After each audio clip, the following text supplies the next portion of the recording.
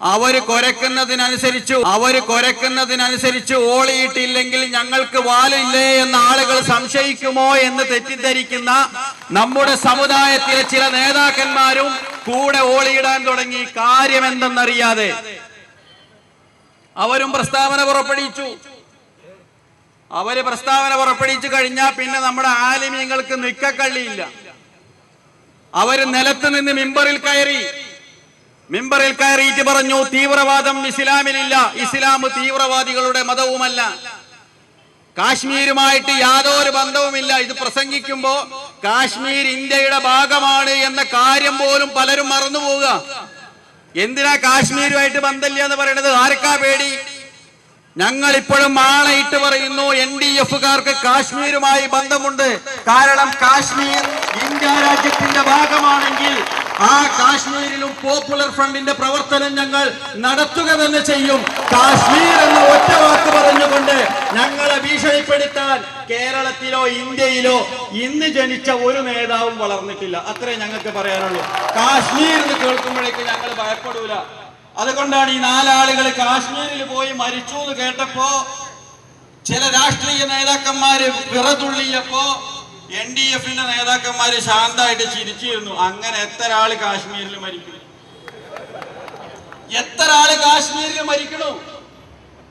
അവരെ നേരിടാനല്ലേ ഇന്ത്യൻ സൈന്യം ഇന്ത്യ രാജ്യത്തിന്റെ ബജറ്റിന്റെ ഏറ്റവും വലിയ ഒരു ശതമാനം ചെലവഴിക്കുന്നത് നമ്മുടെ മലയാളിയായ AK ആന്റണിയുടെ പ്രതിരോധ വകുപ്പ്. അവരാ സംഖ്യ മുഴുവനും ചെലവഴിക്കുന്നത് കാശ്മീരിലെ ഈ രാജ്യത്തിന് വേണ്ടി പോരാടാനാ. അവിടെ പോയിട്ട് 4 ആള് മരിച്ചുന്നുണ്ടെങ്കിൽ നമുക്കെന്താ? അതൊരു വലിയ സംഗതിയായിട്ട് മനുഷ്യന്മാരെ പേടിപ്പിക്കാൻ പുറപ്പെടും. മാത്രമല്ല, കേരളത്തിലേക്ക് പിന്നെ ഒരു മനുഷ്യന് വരാൻ പാടില്ലാതായി. ഒരു ദിവസം ഒരു വലിയ വാർത്ത, പാതിരാക്ക് മലയാള ചാനലുകൾ വാർത്ത വിട്ടുകൊണ്ടിരിക്കുകയാണ്. ജാർഖണ്ഡിൽ നിന്ന് 2 പേര് കേരളത്തിലേക്ക് വന്നു. അവരെ പോലീസ് പിടികൂടിയിരിക്കുന്നു. അവർക്ക് ആതിഥ്യം കൊടുത്തത് NDF-ന്റെ പ്രവർത്തകരാണ്. പോരാത്തതിന് തേജസിന്റെ ലേഖകനും. പിറ്റേ ദിവസം വാർത്തയൊന്നുമില്ല. കാരണം അദ്ദേഹം തേജസിന്റെ ലേഖകനല്ല, കോയമ്പത്തൂരിൽ IT-ക്ക് പഠിക്കുന്ന ഒരു കുട്ടിയാണ്.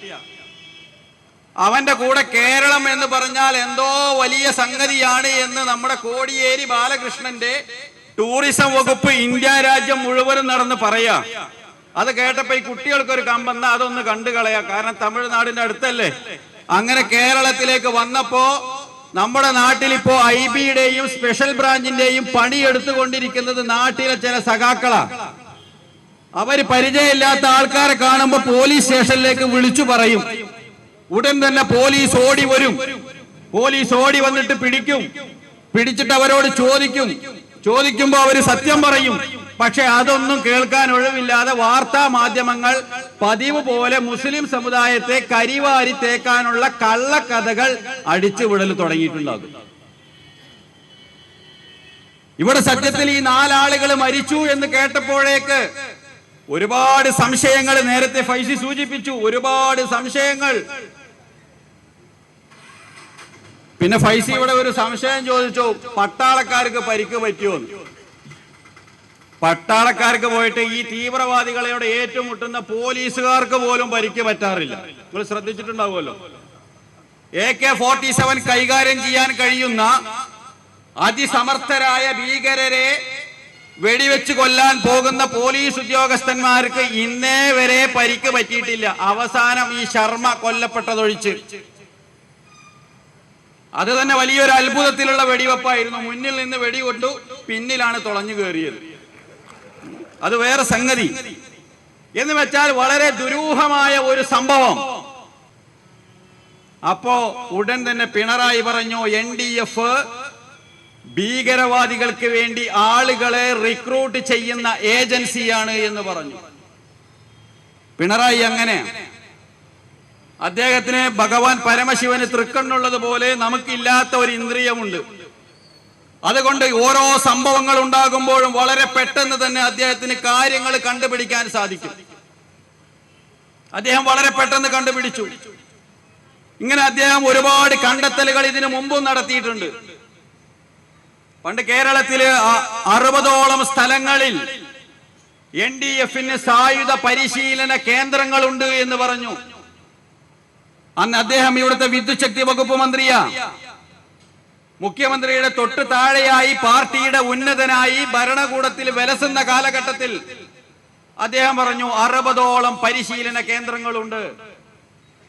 അന്ന് NDF-ന്റെ നേതാക്കന്മാര് പിണറായി വിജയനെ ജനസമക്ഷത്തിങ്കൽ വെച്ച് വെല്ലുവിളിച്ചു. ധൈര്യമുണ്ടെങ്കിൽ 60 സ്ഥലം ഏതാണെന്ന് തുറന്നു പറയണം. അദ്ദേഹത്തിന്റെ പാർട്ടിയാണ് ഭരിക്കുന്നത്. അദ്ദേഹം ആവശ്യപ്പെട്ടാൽ അന്വേഷണം നടത്താൻ ഏജൻസികൾ തയ്യാറാണ്. ഞങ്ങളുടെ വെല്ലുവിളി ഇന്നും നിലനിൽക്കുന്നു എന്നല്ലാതെ ഇതുവരെ 60 പരിശീലന കേന്ദ്രങ്ങൾ പോയിട്ട് 6 പരിശീലന കേന്ദ്രങ്ങളോ ഒരു പരിശീലന കേന്ദ്രം പോലും തുറന്നു പറയാൻ സഖാവ് പിണറായിക്ക് ഇതുവരെ സാധിച്ചിട്ടില്ല. പക്ഷെ അന്ന് അദ്ദേഹം അങ്ങനെ ഒരു വെടിപൊട്ടിച്ചു. അത് കഴിഞ്ഞ് മാറാട് സംഭവമുണ്ടായി.